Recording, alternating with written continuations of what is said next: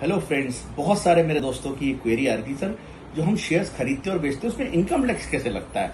बहुत लोग कंफ्यूज होते हैं, क्या ये बिजनेस इनकम है, क्या ये कैपिटल गेन इनकम है, क्या ये स्पेकुलेटिव बिजनेस की इनकम है, अल्टीमेटली इस पर टैक्सेशन कैसे लगता है। तो फ्रेंड्स, हाजिर हूं आपके लिए tax treatment on shares trading, जो भी आप करते हैं, इन्वेस्टमेंट करते हैं, इसके मैं 3 पार्ट्स में आपको वीडियोस दूंगा। फर्स्ट पार्ट में आज जो मैं आपसे बात करने वाला हूं वो कैश सेगमेंट में जो भी आप शेयर खरीदते हैं बेचते हैं उससे रिलेटेड है। तो आइए उसकी बात करते हैं। फ्रेंड्स, कैश सेगमेंट में आप 3 तरह के काम करते हैं। एक वो आदमी होता है जो आज शेयर खरीदता है और 1 साल से ज्यादा होल्ड करके फिर बेचते हैं, जिसको हम बोलते हैं लॉन्ग टर्म। तो लॉन्ग टर्म कैपिटल गेन के अंदर आता है, जिसके अंदर अभी भारत सरकार ने जो नए नियम लाए हैं इनकम टैक्स के अंदर, उसमें 12.5% का टैक्स लगता है। पर वो टैक्स लगता है 1.25 लाख के ऊपर जो प्रॉफिट होगा उस पर 12.5% टैक्स लगेगा, अगर आपने 1 साल के ऊपर शेयर रख के उसको बेचा है तो। यानी ये हो गया लॉन्ग टर्म कैपिटल गेन। ठीक है।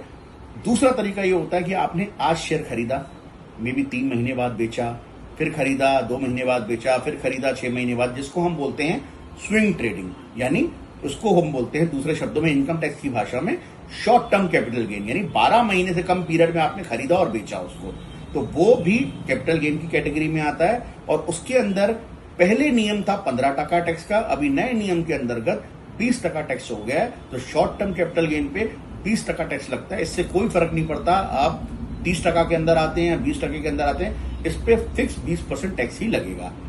तीसरी श्रेणी होती है जिसको हम बोलते हैं इंट्राडे ट्रेडिंग। आपने शेयर आज ही खरीदा, आज ही बेचा, आज खरीदा कल बेचा, ये होती है स्पेकुलेटिव इनकम। स्पेकुलेटिव इनकम आपकी जो भी आप स्लैब में आ रहे हैं, आपका जो भी बिजनेस इनकम का स्लैब है, उस स्लैब के हिसाब से टैक्स लगेगा।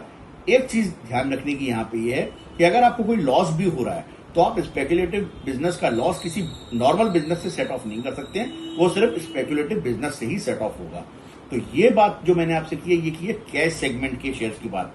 नेक्स्ट जो मैं पार्ट 2 लाऊंगा उसमें मैं डेरिवेटिव सेक्शन की बात करूंगा, एंड थर्ड पार्ट में हम कमोडिटीज की बात करेंगे। आई होप ये इन्फॉर्मेशन आपको अच्छी लगी हो तो वीडियो को लाइक कीजिएगा, दोस्तों के साथ शेयर कीजिएगा, और जिन्होंने चैनल अब तक सब्सक्राइब नहीं किया प्लीज चैनल को सब्सक्राइब कर लीजिएगा। Thank you friends for watching this video. Take care, good night and जय हिंद।